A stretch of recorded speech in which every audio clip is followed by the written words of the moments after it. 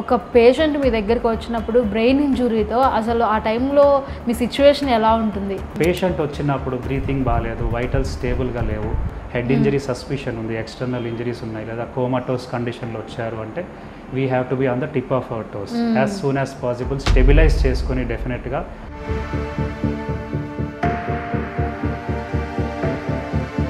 రిలేటివ్స్కి clear cut ట్రాన్స్పరెంట్గా చెప్పేయడం is the best option నవడేస్.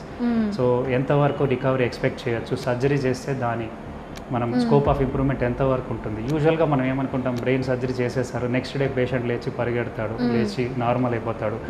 Usually doesn't work out that way most of the cases. నరం తీసుకొచ్చి ఎక్కడో పెట్టారు, బ్రెయిన్లో ఉన్న నరం, సో ఆవిడ నవ్వడం మానేసింది అని సంథింగ్. ఓపెన్ ఇంజరీ ఉండి అండర్లయింగ్ నర్వ్స్ కట్ అయితే ఇమీడియట్గా అక్కడే కుట్టడానికి ట్రై చేస్తాం. నర్వ్ మధ్య గ్యాప్ ఎక్కువ ఉంటే కాళ్ళల్లో కొన్ని ఓన్లీ స్పర్శకి మాత్రం అవసరమైన నరం తీసి వేరే చోట వేసి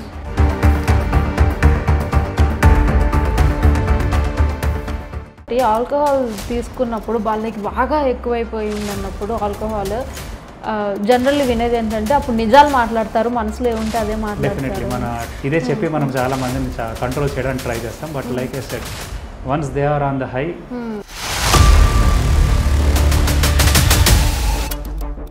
hi hello, welcome to Aadhan. నేను చైతు. ఈరోజు మనతో పాటు న్యూరో సర్జన్ డాక్టర్ తేజస్వి గారు ఉన్నారు. సో ఆయన్ని అడిగి అసలు న్యూరో సర్జన్ అంటే ఏంటి, న్యూరాలజీకి న్యూరో సర్జన్కి ఏంటి డిఫరెన్స్, అసలు డిప్రెషన్ని ఎలా కంట్రోల్ చేయాలి, అండ్ బ్రెయిన్ సర్జరీస్ చేసేటప్పుడు వాళ్ళు తీసుకునే ప్రికాషన్స్ ఏంటి, ఇలాంటివన్నీ కూడా ఆయన అడిగి తెలుసుకుందాం.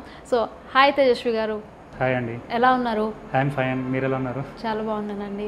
సో అంటే కొంతమంది తాగినప్పుడు మేము ఆల్కహాల్ తీసుకున్నాము, మాకేం తెలియట్లేదు, వాళ్ళు ఏం చేస్తారో కూడా వాళ్ళకి తెలియకుండా బిహేవ్ చేస్తారు, అండ్ తర్వాత అంతా మర్చిపోతామని అంటారు. అసలు ఏంటి కండిషన్? సో యూజువల్గా ఆల్కహాల్ తీసుకుంటున్నప్పుడు it is a neuro depressant. మనకి బ్రెయిన్లో 2 టైప్స్ ఆఫ్ డ్రగ్స్ ఉంటాయండి, సైకియాట్రిక్ కానీ మనం న్యూరోలో ఇచ్చేవి. కొన్ని స్టిమ్యులేట్ చేస్తాయి, కొన్ని డిప్రెస్ చేస్తాయి. సో ఆల్కహాల్ అనేది ఇనిషియల్గా కొంచెం ఎక్సైటేటరీ ఎఫెక్ట్ ఉన్న హెవీ కన్సంప్షన్ అప్పుడు కొంచెం డిప్రెసివ్ ఎఫెక్ట్ ఉంటుంది. సో దానివల్ల మనం మత్తు మందు తీసుకుని పడుకున్నట్టు, మనం ఎనస్థీషియాలో మన ఎనస్థెటిస్ట్ రెగ్యులర్గా ఇచ్చే డ్రగ్స్ ఈ పేషెంట్కి ఎంత డోస్ వరకు తట్టుకుంటారు, సో వాళ్ళు ఎప్పుడు బయటకు వస్తున్నారు దాని ప్రకారం అడ్జస్టెడ్ డోస్ ఇస్తారు. ఈ ఆల్కహాల్ ఎవరు కాల్కులేట్ చేసి డోస్ తాగరు. ఒకసారి హైకి వెళ్ళాక తర్వాత పెక్ వేసుకుని they go into sort of trance state where they usually don't remember, euphoric అవ్వచ్చు, ఆ తర్వాత they tend to become depress స్టేట్లోకి వెళ్ళిపోతారు, న్యూరో డిప్రెషన్ స్టేట్లోకి వెళ్ళిపోతారు. అదేవిధంగా ఈ మనకి వేరే డ్రగ్స్ కూడా they create a sort of euphoria. So ఆ టైంలో వాళ్ళు ఏం చేస్తున్నారు అన్నది వాళ్ళకి ఏం గుర్తుండదు. By the time they wake up next morning they are lost. వాళ్ళు ఏ ప్లేస్లో ఉన్నారో ఆ ప్లేస్లో అయితే ఉండరు. సో మొత్తం ఆ ఎపిసోడ్ అంతా మైండ్ నుంచి డిలీట్ అయిపోయినట్టు ఉంటుంది అనమాట. Same like our anaesthesia, but ఇవన్నీ ఏంటంటే అది unregulated doses and these are not the drugs which are actually to be taken. మన ఎనస్థెటిస్టులు ఓటీలో మనకి సర్జరీ అప్పుడు ఇచ్చే medicines regulated medicines and trained expert అనేది లిమిటెడ్ క్వాంటిటీస్లో అవసరమైనంత వరకు ఇస్తారు. ఇది ఏంటంటే మనం ఒకసారి హైలోకి వెళ్ళాక we don't know what we're taking, how much we're consuming. So ఆ కంట్రోల్ అనేది పోతుంది. సో అండ్ ఇంకోటి, ఆల్కహాల్ తీసుకున్నప్పుడు వాళ్ళకి బాగా ఎక్కువైపోయింది అన్నప్పుడు ఆల్కహాల్ జనరల్లీ వినేది ఏంటంటే అప్పుడు నిజాలు మాట్లాడతారు, మనసులో ఏముంటే అదే మాట్లాడతారు. డెఫినెట్లీ మన ట్రూత్ సీరం ఇస్తారు, బార్బిట్రేట్స్ ఇవన్నీ ఇస్తారు. మనకి నార్కో అనాలిసిస్లో కానీ లేకపోతే మనకి సిబిఐ వాళ్ళ ఇంట్రాగేషన్లో కానీ రెగ్యులర్గా వాడే పద్ధతే. అది కూడా మనం రెగ్యులేటెడ్ ఒక డాక్టర్ని పక్కన కూర్చోబెట్టుకుని ఎంత డోస్ వరకు ఇవ్వాలో అది రెగ్యులేటెడ్ ఇస్తాము. ఆ డోస్ రెగ్యులేషన్స్ లేకుండా ఆల్కహాల్ కూడా మనం హెవీగా కన్స్యూమ్ చేసినప్పుడు అదే అవుతుంది. వాళ్ళకి ఆ కంట్రోల్ ఆన్ ది బ్రెయిన్, నేను కరెక్ట్ చెప్పాలా రాంగ్ చెప్పాలా, ఎవరితో ఏం చెప్పాలి, ఈ సెంటర్స్ సప్రెస్ అవ్వడం వల్ల వాళ్ళు అడిగిన దానికి ఆన్సర్స్ అనేది they keep telling to whatever you ask. So the other people can make good fun of them. So ఇదే చెప్పి మనం చాలా మందిని కంట్రోల్ చేయడానికి ట్రై చేస్తాం. But like I said, once they are on the high, అది control లేకుండా brain keeps demanding more అనమాట. కొంతమంది ఇట్లా తాగినప్పుడు కానీ డ్రగ్స్ తీసుకున్నప్పుడు కానీ వాళ్ళ సెన్సెస్ మర్చిపోయి బిహేవ్ చేస్తూ ఉంటారు. సో ఏదైనా కానీ అది అలాంటి టైంలో అంటే వాళ్ళు సెన్సెస్ మర్చిపోయి చేశారు, వాళ్ళకి తెలియకుండా చేశారు అని అనుకోవాలా, లేదంటే వాళ్ళకి ఆల్రెడీ ఆ థాట్ లోపల ఉంది, తాగడం వల్ల వాళ్ళకి ఏం తెలియకపోవడం వల్ల చేశారు అనుకోవాలా? యూజువల్గా హెవీ ఆల్కహాల్ కన్సెప్షన్లో వితౌట్ దేర్ నాలెడ్జ్ చేస్తారు, అంటే వాళ్ళు ఇన్వాలంటరీగా చేస్తారు, వాళ్ళ కంట్రోల్ అనేది ఉండదు. అంటే అంతకుముందు వాళ్ళ మనసులో ఏమి లేకుండానే చేస్తారు. అంటే ఇనిషియల్గా స్టార్టింగ్ స్టేజ్లో they will have some control, ఏది చెప్పాలి ఏది చెప్పకూడదు అన్న ఒక ఇన్హిబిషన్ అనేది ఉంటుంది మైండ్. వన్స్ డోస్ అనేది ఎక్కువ అయ్యేటప్పటికి ఆ ఇన్హిబిషన్, ఆ కంట్రోల్ సెంటర్స్ ఏవైతే ఉంటాయో అవి సప్రెస్ అయిపోవడం వల్ల అడిగిన దానికి ఏదో నచ్చినట్టు ఆన్సర్ చేయడం కానీ, లేకపోతే ఆ సీక్రెట్స్ అనేది మెయింటైన్ చేయడం, వీళ్ళ దగ్గర ఇది మాట్లాడొచ్చా లేదా అన్నది టోటల్గా వాళ్ళ మైండ్ అనేది బ్లాక్ అయిపోతుంది ఆ సెంటర్స్. న్యూస్లో చూస్తున్న కేసెస్లో తాగడం వల్లనే అలా బిహేవ్ చేశాడు, అందుకే ఈ రేప్ జరిగిందని అట్లా చెప్తా ఉంటారు. డెఫినెట్గా, బికాస్ మైండ్ అనేది కంట్రోల్ ఉండదు. రైట్ ఏది రాంగ్ ఏది అన్న జడ్జ్మెంట్ ఏరియా కూడా ఎఫెక్ట్ అవుతుంది దీనివల్ల. So they don't know what they doing is right are wrong, control అనేది ఉండదు పూర్తిగా. బట్ ఏదో శరీరం అనేది ఉంది ఆన్ ఇట్స్ ఓన్ నడుస్తూ ఉంటుంది. సో డెఫినెట్గా ఎస్, ఆ కంట్రోల్ పోవడం వల్ల కూడా ఇటువంటి ఘోరాలకి పాల్పడుతుంటారు వాళ్ళు. ఓకే, సో మీరు ఒక న్యూరో సర్జన్ అయ్యాక మీరు బ్రెయిన్ గురించి తెలుసుకుంది ఏంటి? సో నేను యూజువల్గా ఫ్రెషర్స్ కొన్నిసార్లు అడుగుతుంటారు, మా జూనియర్స్ కానీ లేకపోతే colleagues or some relatives, neuro surgeon అవ్వాలని ఉంది, ఎలా, how much do you know about the brain అంటే I always say it is a tip of iceberg అండి. సో టిప్ ఆఫ్ ఐస్బర్గ్లో మనకి టిప్ ఒకటే కనబడుతుంది, మేబీ 10-20%, కింద 80% మనకి కనబడదు. సో రెగ్యులర్గా మెడిసిన్లో కూడా ఈ టర్మ్ వాడుతుంటాం, టిప్ ఆఫ్ ఐస్బర్గ్ ఫెనామినా అని. So neuro surgery or neurons గురించి మనం ఎంత తెలుసుకున్నా there is still more to learn. So whatever I know today is what I learned from my seniors or my mentors, but still ఇంకో 10-20% నాకు తెలుసు అన్న ఫీలింగ్లో ఉంటాను, because 80% is still mystery about the brain and neurons. So even every day we keep improving our knowledge, ఏదో కొత్త point తెలుసుకుంటానే ఉంటాం, వాళ్ళ దగ్గర నుంచి వీళ్ళ దగ్గర నుంచి. కాన్ఫరెన్స్కి రెగ్యులర్గా వెళ్తూ ఉంటాం, we try to upgrade our knowledge. Every conference and every doctor, he may be junior to me, he may be senior to me, they have some new point to teach us. So I think I know only 10-20%, which is tip of iceberg in neurosurgery. Okay, so ఇప్పుడు జనరల్గా youth అంతా కూడా మేము depress అయిపోతున్నాము, మేము anxiety feel అయిపోతున్నాము ఇట్లా చెప్తూ ఉంటారు. వాటికి కాజెస్ ఏంటి, అసలు డిప్రెషన్కి యాక్యురేట్ మీనింగ్ ఏంటి? సో డిప్రెషన్ అనేది అంటే there is a separate psychological criteria అండి, అదొక ఐసీడీ డిసీజ్ కింద సెపరేట్ సైకలాజికల్ క్రైటీరియా అనేది మనకు ఉంటుంది. So some people just say that they are in depression, but they are not actually going through depression. Okay, so ఆ criteria ప్రకారం number of days in which they experience the depression, weekly ఎన్ని days ఎన్ని hours వరకు వాళ్ళు experience చేస్తున్నారు, ఆ criteria ప్రకారం fit అయితేనే they actually going to depression. So యూజువల్గా there could be some psychological background. For example పిల్లలలో ఏదర్ ఒత్తిడి, ఇంట్లో ఒత్తిడి, అంటే ఇప్పుడు ఎగ్జామ్ గోయింగ్ స్టూడెంట్స్కి 10th క్లాస్లో కానీ 12th క్లాస్లో కానీ కామన్గా even I'm seeing now days, because this is the season, next exams వస్తాయి కాబట్టి ఆ ఒత్తిడి వల్ల ఫస్ట్ ర్యాంక్ వచ్చిన వాళ్ళకి ఇంకా పర్సంటేజ్ పెరగాలని, ఫస్ట్ ర్యాంక్ రాని వాళ్ళకి ఫస్ట్ తెచ్చుకుంటే బాగుంటుందని. అదే ఇప్పుడు CGPA పెట్టినా కానీ అల్టిమేట్లీ మనకి మార్క్సే క్రైటీరియా.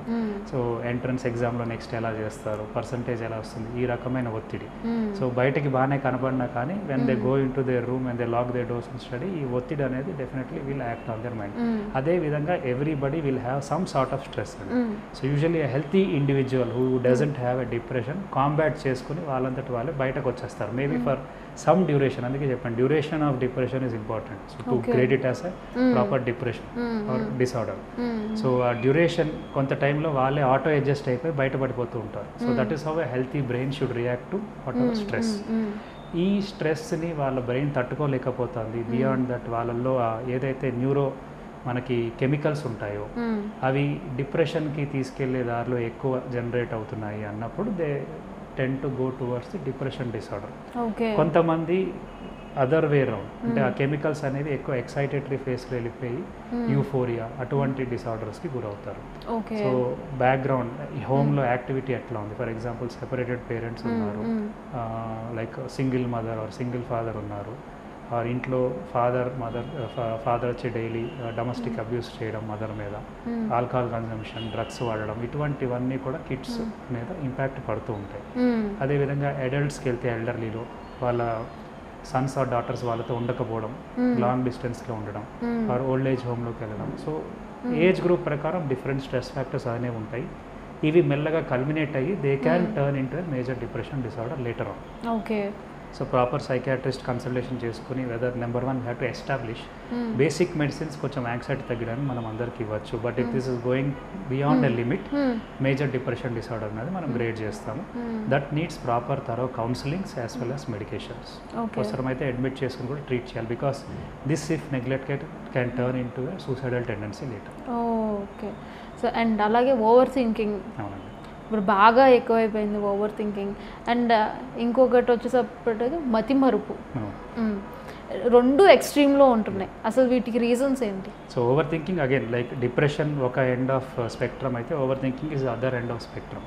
సో ప్రాపర్గా బ్రెయిన్ బాగా ఫంక్షన్ చేస్తున్నప్పుడు ఇక్కడ నేను బ్యారియర్ పెట్టుకుంటాను, ఇంతకు మించి నేను థింక్ చేయను అనేది ఒక హెల్తీ ఇండివిజువల్ అక్కడితో ఆపుకుంటారు when they have a proper control on their brain. కొంతమందిలో ఆ కెమికల్స్ అనేవి కంటిన్యూస్గా అవ్వడం వల్ల యూజువల్గా generalized anxiety disorder, some anxiety personality ఉంటారు. సో ఆ కంట్రోల్ అనేది ఉండదు. సమ్ టైమ్స్ మనం ఈ సైకలాజికల్ డిసార్డర్స్ లాంగ్ టర్మ్ పోతూ ఉంటే మనం కొన్నిసార్లు we can see that there is a tumour in the brain, otherwise normal ఉన్నారు కదా. సో ఇటువంటి కారణాలు కూడా కొన్ని ఉండొచ్చు. But usually psychological disorders are separate spectrum. So over thinking is the higher end of the spectrum. ఎక్సెస్గా ఆలోచించడం అనేది, తక్కువ ఆలోచించడం, నెగిటివ్ థాట్స్తో నిండిపోవడం అనేది is the lower end of the spectrum. Similar phenomena రెండు కూడా. సో కొంతమంది ఎక్కువ ఆలోచించి అదర్ ఎండ్కి వెళ్ళిపోతారు, కొంతమంది ఎక్కువ ఆలోచించి డిప్రెషన్ సైడ్ వెళ్ళిపోతారు. సో వాళ్ళ మైండ్, ఆ స్టేట్ ఆఫ్ మైండ్ ఎట్లా తీసుకుంటుంది అన్న దాని మీద, లోపల కెమికల్స్ ఎక్కువ ఏవి జనరేట్ అవుతున్నాయి అన్న దాని మీద it depends. So medicines are directed in reducing that chemicals. And coming to the second point that you asked, ఈ మతిమరుపు అన్నది it is not significant if it is in young age. And మీరు రిపీటెడ్గా దాన్ని సపోజ్ ఫోన్ నెంబర్ మర్చిపోతున్నారు, 2-3 సార్లు గుర్తుపెట్టుకుంటే జ్ఞాపకం వచ్చింది, that is well and fine. Not every time మతిమరుపు converts into some sort of dementia or something. Phone నెంబర్సే కాదు, పేర్లు కూడా మర్చిపోతాయి. సో కొంతమందికి కొన్ని ఏరియాస్ గుర్తుండవు. ఫర్ ఎగ్జాంపుల్ నాకు I don't remember routes very well. Route ఒక్కటే తప్పితే otherwise if I come to locality నేను ఆ ఏరియా అంతా ఎక్కడ అనేది గుర్తుపెట్టుకుంటాను. ఒకసారి నేను వెళ్తే ఆ రూట్ కనీసం ఒక 4-5 సార్లు వెళ్తే కానీ I won't be comfortable in driving that. So somebody has some grey areas or dark areas. So అది కొన్నిటి వరకే పరిమితం అయితే it is okay. If it is generalize to everything, daily చేసేవి కూడా మర్చిపోతున్నామంటే then it could be something pathological, అంటే నిజంగా ప్రాబ్లం ఉండొచ్చు అన్నది ఒకసారి మనం గమనించాలి.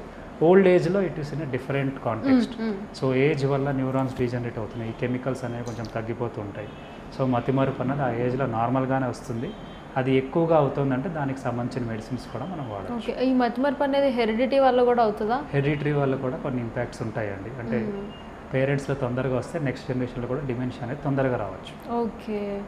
న్యూరాలజీకి న్యూరో సర్జరీకి ఏంటి డిఫరెన్స్? సో మేమిద్దరం బ్రదర్ ఆర్ సిస్టర్ బ్రాంచెస్ లాగండి. So neuro physician or neurologist ఏం చేస్తారంటే యూజువల్గా స్ట్రోక్స్, అంటే నాన్ సర్జికల్ స్ట్రోక్స్ కానీ, మూమెంట్ డిసార్డర్స్ కానీ, ఎపిలెప్సీ వేర్ సర్జికల్ ఇంటర్వెన్షన్ అవసరం లేదన్నప్పుడు usually most of the patients come first to neurologist. Okay.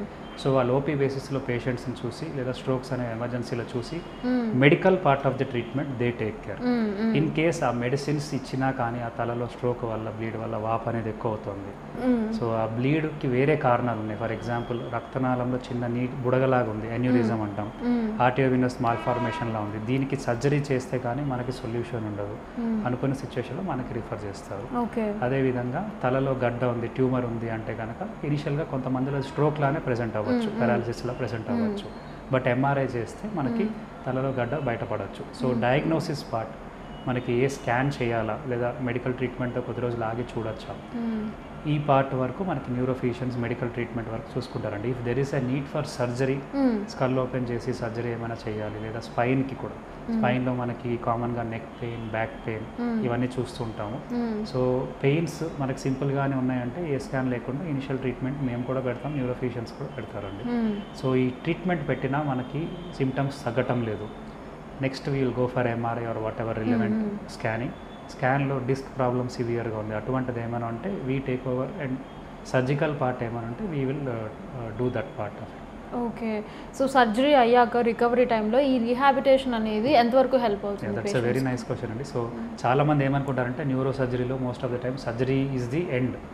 So 100% ఇంకా సర్జరీనే ట్రీట్మెంట్ అనుకుంటారు, but it's totally wrong statement.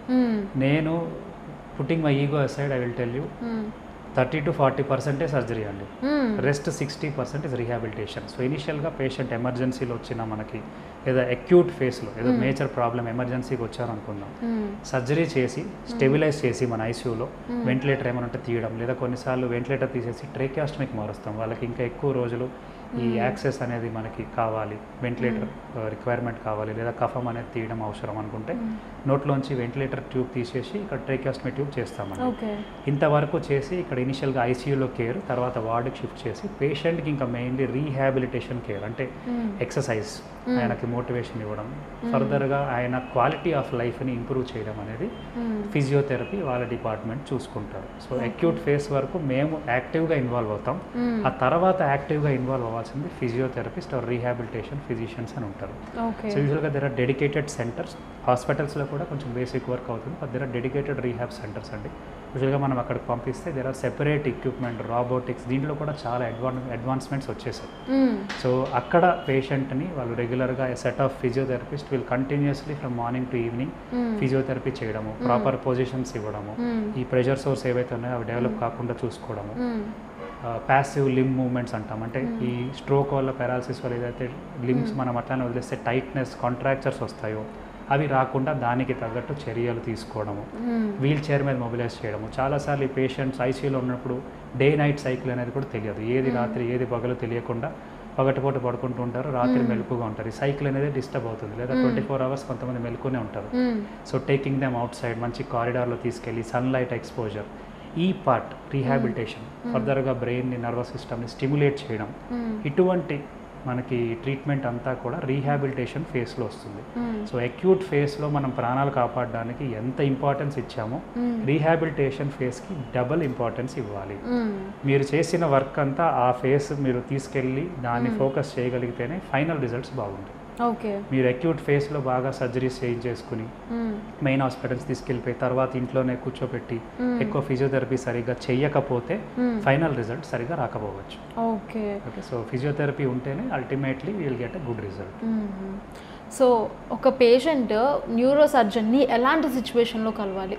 Okay, so again emergencies or electives కింద divide చేసుకుంటే neck pain, back pain చాలా కామన్గా ఉన్నాయి. ఇప్పుడు మన సాఫ్ట్వేర్ ప్రొఫెషనల్స్ కూడా ఎక్కువైపోతున్నారు. కంటిన్యూస్ సిస్టమ్ వర్క్ ముందు కూర్చోవడం, నెక్ పెయిన్ రావడం, సిస్టమ్లు ఇట్లా తల ముందుకు మంచి పనిచేయడం వల్ల, అదేవిధంగా కంటిన్యూస్ సిట్టింగ్ వల్ల, కొంతమంది రాంగ్ పోస్చర్లో కూడా కూర్చుంటారు, సో దానివల్ల బ్యాక్ పెయిన్స్ అనేవి రావడం. మోస్ట్ ఆఫ్ ద టైమ్ ఇవి స్ప్రెయిన్ వల్ల ఆర్ మజిల్ టెన్షన్ వల్ల డెవలప్ అయ్యే పెయిన్స్. సో ఇటువంటివి ఏమైనా ఉండి అవి క్రానిక్గా అయిపోతున్నాయి, like more than 2 to 3 months duration దాటి బేసిక్ మెడికేషన్స్కి మనం డోలో కానీ మనం ఓవర్ ది కౌంటర్ తీసుకుంటాం రెగ్యులర్గా, సో దానికి రెస్పాండ్ అవ్వట్లేదు. కొన్ని వార్నింగ్ సిమ్టమ్స్, ఈ నెక్ పెయిన్ అనేది రేడియేట్ అవుతుంది, వీక్నెస్ లాగా డెవలప్ అవుతుంది, అదే నడుము నుంచి సయాటికా టైప్ పెయిన్ వస్తుంది, కాళ్ళల్లోకి తిమ్మిర్లు వస్తున్నాయి, చెప్పులు జారిపోతున్నాయి, యూరిన్ మోషన్లో కూడా డిస్టర్బెన్సెస్ వస్తున్నాయి అనుకున్నప్పుడు it feels significant to actually meet a neuro surgeon it self. మనకి సడన్గా యాక్సిడెంట్ అయిపోయి పడిపోతే అది ఒక ఎమర్జెన్సీ సిచ్యువేషన్లో వస్తారు, బట్ ఎలెక్టివ్స్గా మనకి ఇట్లాంటి degenerative conditions or work related stress వల్ల ఇటువంటి ప్రాబ్లమ్స్ కూడా మనకు వస్తారు. యూజువల్గా హెడ్ రిలేటెడ్ మనకి headache common presentation, fits common presentation, అదేవిధంగా మీరు అన్నట్టు ఇందాక మతిమరుపు, బిహేవియర్ డిస్టర్బెన్సెస్ ఇటువంటివి కూడా మనకు ప్రెజెంట్ అవుతాయి. సో పేషెంట్ని చూసి మనం ఎగ్జామినేషన్ చేయాలి డెఫినెట్గా. సో చాలాసార్లు మన ఫ్రెండ్స్ కానీ వాట్సాప్లో నాకు ఈ సిమ్టమ్స్ ఉన్నాయి మెడిసిన్ పెట్టేయంటే ideally we're not suppose to treat like that, but ఒక పేషెంట్ని చూడకుండా వాట్సాప్లో మనం జస్టిఫై చేయలేము ట్రీట్మెంట్.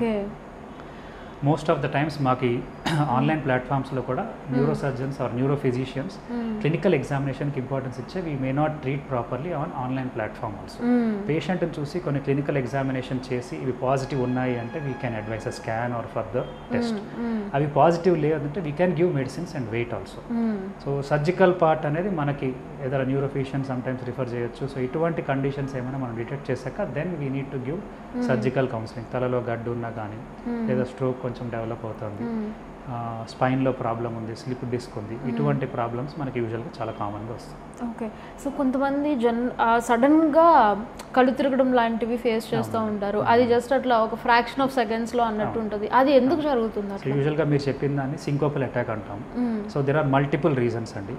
మనకి పైనుంచి కిందకి పోతే హెడ్ రిలేటెడ్ కొన్నిసార్లు బ్రెయిన్కి సరిగ్గా బ్లడ్ సర్క్యులేషన్ అందకపోవడం వల్ల ఇది జరగచ్చు. It can in future convert ఇంటే స్ట్రోక్ ఆల్సో. సో దానికి మనం ఇవాల్యుయేట్ చేసుకోవాలి, హిస్టరీ తీసుకోవాలి, ఎప్పుడు ఇట్లా వస్తుంది. హిస్టరీలో మనకు చాలా తెలుస్తాయి, మనం ఎందుకు ఎట్లా అయిందన్నది, ఏ టైంకి అవుతుంది అన్నది తెలుసుకుంటే we can get some clues, like అది బ్రెయిన్ సంబంధించిందా, వేరే ఏమైనా సంబంధించిందా అని. సో మనకి బ్రెయిన్కి సంబంధించినట్టే మనకి బ్రెయిన్కి బ్లడ్ సర్క్యులేషన్ సరిగ్గా అందకపోవడం వల్ల ఇట్లా రావచ్చు. కొన్నిసార్లు ఫిట్స్ వల్ల కూడా పడిపోవచ్చు. సో డిఫరెన్స్ ఉంటుంది. ఫిట్స్లో మనకి జర్కీ మూమెంట్స్ ఏమైనా కనబడితే clear cut we can make out that it is a fits. So అట్లాంటప్పుడు ఈజీ చేయడం, అది కన్ఫర్మ్ చేసుకోవడం, ఎంఆర్ఐ చేయించడం అట్లాగా. సో బ్రెయిన్కి బ్లడ్ సర్క్యులేషన్ సరిగ్గా అందకపోతే again same thing, if you suspect that MRI చేయడం, డాప్లర్ అని ఇవి చేయాలి. కొన్నిసార్లు బ్రెయిన్ కాదండి, హార్ట్ నుంచి బ్రెయిన్కి బ్లడ్ సర్క్యులేషన్ సరిగ్గా వెళ్ళదు, హార్ట్ వీక్ అవ్వడం, మధ్య మధ్యలో రిలాక్స్ అయిపోవడం. సో ఇటువంటివి ఏమైనా ఇబ్బందులు ఉంటే కూడా బ్రెయిన్కి బ్లడ్ సర్క్యులేషన్ అందకపోవడం వల్ల వాళ్ళకి సింకోపల్ అటాక్స్ వస్తాయి. సో కార్డియాలజిస్ట్ కూడా ఒపీనియన్ తీసుకుని 2D ఈకో ఇటువంటి టెస్టులు చేసుకోవాలి. అప్పుడు హార్ట్కి సంబంధించిన ట్రీట్మెంట్ స్టార్ట్ చేసుకోవాల్సి ఉంటుంది. ఓకే, కొన్నిసార్లు మనకి ఇప్పుడు ఈ వింటర్లో చాలా కామన్ అండి, వర్టైగో ప్రాబ్లం, గిడీనెస్ అంటారు. సో ఈ చెవులో బ్యాలెన్స్ కణాలు అనేవి కొన్ని ఉంటాయండి. సో బికాస్ ఆఫ్ కోల్డ్, కొంచెం కంజెషన్, ఈ స్టేషన్ ట్యూబ్ బ్లాక్ అవడం వల్ల కూడా వాళ్ళకి ఈ చెవులో ఈ బ్యాలెన్స్ ఆర్గన్స్ డిస్టర్బ్ అవ్వడం వల్ల తల అటు ఇటు కదిపినప్పుడు more common in winter giddiness లాగా వస్తుంది. కొన్నిసార్లు కళ్ళు తిరిగి పడిపోవడంలో కూడా జరుగుతుంటుంది. It's simple vertigo problem. So దానికి మెడిసిన్స్తోనే ట్రీట్మెంట్ ఉంటుంది. ఓకే, అంటే కొంతమందికి జస్ట్ అట్లా నిద్ర లేచాక ఫీల్ అవుతూ ఉంటారు, కొంతమంది వర్క్ చేస్తున్నప్పుడు ఫీల్ అవుతూ ఉంటారు. సో అదే డిపెండ్స్, మనకి సడన్గా ఒకేసారి పొజిషన్ చేంజ్ అయినప్పుడు, సిట్టింగ్ టు స్టాండింగ్ కానీ అట్లా పొజిషన్ చేంజ్ అయినప్పుడు ఒకేసారి బీపీ డ్రాప్ అవ్వచ్చు. సో నార్మల్ మెజర్స్, కొంచెం వాటర్ తీసుకోవడం, ఇటువంటివి చూస్తాం మనం. హైపర్టెన్సివ్ పేషెంట్ ఏమైనా ఆల్రెడీ బీపీ మెడిసిన్స్ వాడుతున్నట్లయితే వాళ్ళు బీపీ చెక్ చేసుకుని డోస్ ఏమైనా ఎక్కువైతే అడ్జస్ట్ చేయాల్సిన పరిస్థితి కూడా ఉంటుంది. ఇవి రెగ్యులర్గా వస్తున్నాయంటే ఒకసారి మళ్ళీ కార్డియాలజీ సైడ్ కూడా చూసుకోవాలండి, హార్ట్ ఫంక్షన్ ఎట్లా ఉంది, ఏమైనా కొంచెం వీక్ అవుతుందా మధ్యలో, ఈ కోణంలో కూడా ఆలోచించాల్సిన పరిస్థితి. ఓకే, సో బ్రెయిన్కి కానీ లేకపోతే స్పైన్ గురించి కానీ అవి ఇంకా హెల్తీగా ఉండడానికి ఏమైనా టిప్స్ చెప్తారా మా కోసం? సో బ్రెయిన్ హెల్త్కి నెంబర్ 1 అండి, మనం ప్రాపర్గా మనం ఎంత వర్క్ చేస్తామో సఫిషియెంట్ రిలాక్సేషన్ కూడా ఉండాలి. Proper 7 to 8 hours of sleep ఉండాలి. అడిక్వేట్ రెస్ట్ ఉండాలి. కొంచెం మనం వేరే యాక్టివిటీస్లో కూడా ఇన్వాల్వ్ అవుతుండాలి, లైక్ స్పోర్ట్స్ అండ్ గేమ్స్. రెగ్యులర్గా ఎక్సర్సైజ్ చేయడం, jogging or whatever, minor exercise అయినా సరిపోతుంది, బట్ ఫిజికల్గా ఫిట్గా ఉండాలి. దీనితో బ్రెయిన్కి కూడా బ్లడ్ సర్క్యులేషన్ ఇంప్రూవ్ అయ్యి it will have a positive impact on brain health. అదేవిధంగా డయట్, రెగ్యులర్గా నట్స్, ఫ్రూట్స్ ఇవన్నీ చేయడం, కన్స్యూమ్ చేయడం. ఓకే, మనకు ఎక్కువ ఫ్యాటీ డయట్కి, ఫాస్ట్ ఫుడ్స్కి దూరంగా ఉండడం, all these have a positive impact on brain health. అదేవిధంగా మనకి ఈ సబ్స్టెన్స్ అబ్యూస్కి దూరంగా ఉండడం, హెవీగా ఆల్కహాల్ సబ్స్టెన్స్ అబ్యూస్, డ్రగ్స్ కానీ మనకి స్మోకింగ్కి కానీ కొంచెం దూరంగా ఉండడం అనేది very important. Yoga and meditation also have a very positive impact on brain health. స్పైన్కి వస్తే ఇప్పుడు మనకి మెయిన్ ఛాలెంజెస్ మనకి వర్కింగ్ స్టైల్ అని, మన వర్క్ ఏదైతే మనం చేస్తామో కంటిన్యూస్గా, ఎస్పెషల్లీ సాఫ్ట్వేర్ ఎంప్లాయీస్ని తీసుకుందాం, వాళ్ళు ఎక్కువ సిస్టమ్ ముందు కూర్చోవడం, కంటిన్యూస్గా ప్రాజెక్ట్ ఏమైనా ఉంటే 2 to 3 hours కూడా కంటిన్యూస్గా కూర్చోవాల్సి ఉంటుంది. సో నెక్ మీద కంటిన్యూస్గా కూర్చోవడం వల్ల బ్యాక్ మీద కూడా స్ట్రెయిన్ ఉంటుంది. సో ఇప్పుడు ఉన్న గ్యాడ్జెట్స్తో మనం ఫ్రీక్వెంట్గా ఒక రిమైండర్ అనేది పెట్టుకోవచ్చు, either your smart watch or phone. ఫ్రీక్వెంట్గా రిమైండర్స్, వాటర్కి తాగమని ఎట్లయితే రిమైండర్ ఉంటుందో అదేవిధంగా ఫ్రీక్వెంట్గా లేచి కొంచెం నడిచి ఫ్యూ సెకండ్స్ మళ్ళీ రిటర్న్ వచ్చి కూర్చోవడం, ఇటువంటి రిమైండర్స్ పెట్టుకుంటే కంటిన్యూస్గా ప్రెషర్ అనేది నెక్ మీద, బ్యాక్ మీద పడకుండా ఉంటుంది. సో ఈ లైఫ్ స్టైల్ అనేది అలవాటు చేసుకోవాలి. అదేవిధంగా మనము ఈ నెక్కి, బ్యాక్కి కూడా ప్రాపర్ చైర్స్ వాడడం, ఎర్గనామిక్గా ఉన్న చైర్స్ వాడాలి. మనం స్టూల్ మీద బ్యాక్ సపోర్ట్ లేని అట్లాంటి సర్ఫేసెస్ మీద కూర్చోకుండా బ్యాక్ రెస్ట్ ప్రాపర్గా ఉన్న సర్ఫేస్ మీద కూర్చుంటే ఆ స్పైన్ అలైన్మెంట్ ఏదైతే ఉందో అది నార్మల్గా ఉంటుంది. మజిల్ మీద, స్పైన్ మీద లోడ్ అనేది అంత ఎక్కువ పడకుండా ఉంటుంది. ప్రాపర్ మంచి మ్యాట్రెస్ కూడా వాడాలి. యూజువల్గా మనకి ఇప్పుడు స్పైన్కి సపోర్టివ్ మ్యాట్రెస్ చాలా ఫ్రీక్వెంట్గా చూస్తున్నాం, ప్రాపర్ మ్యాట్రెస్ కూడా వాడడం. అదేవిధంగా మనం జాయింట్స్ని వాడుకోవాలి, అబ్యూస్ చేయకూడదు. యూస్కి అబ్యూస్కి ఫైన్ మార్జిన్ ఉంటుంది, అది తెలుసుకోవాలి. నాది చిన్న వయసు, నేను ఇప్పుడు ఇక్కడ అందరిలో ఉన్నప్పుడు నేను ఊరికే బరువులు లేపుతాను, నేనే బ్యాగ్లన్నీ లేపుతాను, అన్నెసరీగా అబ్యూస్ చేయొద్దు. మీకు ఆప్షన్ ఉన్నప్పుడు try to avoid putting excessive wait on your neck are back. మనకి సందర్భం వచ్చినప్పుడు we will try to lift and all. అదేవిధంగా జిమ్లో కూడా ఎక్కువ హెవీ వెయిట్స్, మన లిమిట్ ఎంత అనేది తెలుసుకోవాలి, మన బ్యాక్ ఎంతవరకు తట్టుకుంటుందని తెలిసి బియాండ్ దట్ నేను ఎక్కువ లేపేస్తాను, నేను వెయిట్ లిఫ్టింగ్లో నాకు బాగా కండలు పెంచేస్తాను, కండలు పెంచడం ఓకే, బట్ ఎక్కువ లేపేస్తాను అన్నప్పుడు సడన్గా లేపినప్పుడు సడన్గా స్లిప్ డిస్క్తో ప్రెజెంట్ అయిన వాళ్ళు కూడా చాలా మందిని చూస్తూ ఉంటాం. So okay. You should know how much your body can tolerate. అక్కడ వరకే లిమిట్ పెట్టుకోండి. ఓవర్గా ఎక్సెసివ్గా అబ్యూస్ చేయొద్దు. ఎక్సర్సైజ్ కూడా లిమిట్స్లో చేసుకోండి. రెగ్యులర్గా మీరు స్విమ్మింగ్ ఈజ్ వెరీ గుడ్. అదేవిధంగా మీరు walking is very good. So చాలా మంది మాకు ఓల్డ్ ఏజ్ పేషెంట్స్ కూడా నడుములో ప్రాబ్లం ఉంది అంటున్నారండి. చూస్తే మొత్తం అంతా అరిగిపోయి ఉంటుంది, బట్ సర్జరీస్ ఏం వద్దమ్మా, అంత బ్యాడ్ లేదు, మీరు లైఫ్ స్టైల్ చేంజెస్ మాడిఫికేషన్స్తోనే చేసుకోవచ్చు అనుకుంటాం. So walking is very good. చాలా మంది నేను నడవలేకపోతున్నా అంటారు, but we actually recommend walking. Walking వల్ల ఎటువంటి ఒత్తిడి నడుము మీద మోకాల మీద కూడా పడదు. It is a very good activity which you can do. అదేవిధంగా స్విమ్మింగ్, అండర్ వాటర్ గ్రావిటీ కూడా చాలా తగ్గిపోతుంది. It's a very good exercise for the entire body. But ఈ వంగడము, బరువులు లేపడం ఇవైతే ఎస్పెషల్లీ స్పైన్ ప్రాబ్లమ్స్ ఉన్న వాళ్ళు అస్సలే అవాయిడ్ చేయాలి. లేని వాళ్ళు కూడా అబ్యూస్ చేయొద్దు. ఇలా చేస్తే మైక్రోస్కోపిక్ లెవెల్లో డ్యామేజ్ అయ్యాయి, రేపు అది పెద్ద ప్రాబ్లం కింద మారచ్చు. అదేవిధంగా కార్ మనకి డ్రైవ్స్ అన్ని వెళ్తున్నప్పుడు ప్రాపర్ గ్యాప్ ఇవ్వండి. ఒకేసారి నేను 6 అవర్స్లో వెళ్ళిపోతాను, సో ఇటువంటివి కాకుండా give proper rest your back even during that time. ఇంకా అదర్ ఎండ్ మనకి కొంచెం డైలీ వేజ్ లేబర్స్ ఉంటారు, వాళ్ళు బరువులు లేపుతుంటారు, వాళ్ళకి కూడా జాగ్రత్తలు చెప్తాం. It is very difficult for them, వాళ్ళకి అదే బతుకుతీర కాబట్టి చెప్పడం కష్టం. బట్ ఎవ్రీబడి ఈ ప్రికాషన్స్ ఫాలో అయితే 80 to 90% సర్జరీ వరకు వెళ్ళే పరిస్థితి రాదు. ఈవెన్ మన దగ్గరికి వచ్చే పేషెంట్స్ కూడా చాలా మట్టుకి అందరికీ సర్జరీలు చెప్పం. బ్యాక్ ప్రాబ్లం, డిస్క్ ఉన్నా కూడా, రిపోర్ట్స్లో ఉన్నా కూడా క్లినికల్గా చూసి పెయిన్ ఒకటే ఉంది, వీళ్ళకి మెడిసిన్స్కి రెస్పాండ్ అవుతుంది అన్నప్పుడు మెడికల్గానే ట్రై చేస్తాము. చాలా మంది సక్సెస్ఫుల్గా మెడిసిన్స్తోనే బయటపడతారు. సో వన్స్ ఈ ప్రాబ్లం పెయిన్స్ తగ్గాక you have to focus on exercise. ఇప్పటి వరకు చెప్పిన ఎక్సర్సైజ్ వేరండి. జాగింగ్ చేయండి, స్విమ్మింగ్ చేయండి, అది వేరు. స్పెసిఫిక్గా కొన్ని ఎక్సర్సైజ్ ఉంటాయి. సో చాలా మంది నేను యోగా చేస్తాను సార్, అది చేస్తాను సార్, ఇది చేస్తాను సార్ అంటారు. ఆ యోగా అనేది మీ బ్యాక్కి నెక్కి కరెక్టా అవి తెలుసుకోవాలి మీరు చేసే యోగా అనేది. ఫర్ ఎగ్జాంపుల్ నెక్కి మనం ఐసోమెట్రిక్ నెక్ ఎక్సర్సైజ్ అని కొన్ని చెప్తామండి. సో అవే చేయాలి. వేరేవి చేస్తే మనకి నెక్ మీద కౌంటర్ ప్రొడక్టివ్, అంటే మనకి బ్యాడ్ ఎఫెక్ట్ కూడా పడవచ్చు. అదేవిధంగా నడుముకి కొన్ని ఎక్సర్సైజ్లు చెప్తాం. చాలా మంది నేను చేస్తూనే ఉంటాను సార్, అది చేస్తారు, ఇది చేస్తానంటారు. అవేవి కూడా నడుము మీద, ఆ మజిల్స్ మీద స్ట్రెంత్ ఇచ్చేవి కావండి. స్పెసిఫిక్గా బ్యాక్ స్ట్రెంథనింగ్, అదేవిధంగా మోకాలకు వస్తే నీ strengthening. Most common neck, back and నీ మనకి వేర్ అండ్ టేర్ అయ్యి మనకి స్పాండైలోసిస్ ఆర్ ఆర్థరైటిస్కి పోతాయి.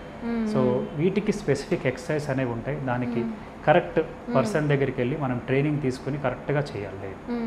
అండ్ యూజువల్గా స్పైన్ సర్జరీ అయినాక కూడా ఆర్ వితౌట్ సర్జరీ మేనేజ్ చేసినా కూడా ఈ ఎక్సర్సైజ్ అనేది డైలీ చేసుకోవాలి. ఇవి hardly 5 to 10 minutes of your day తీసుకుంటాయి.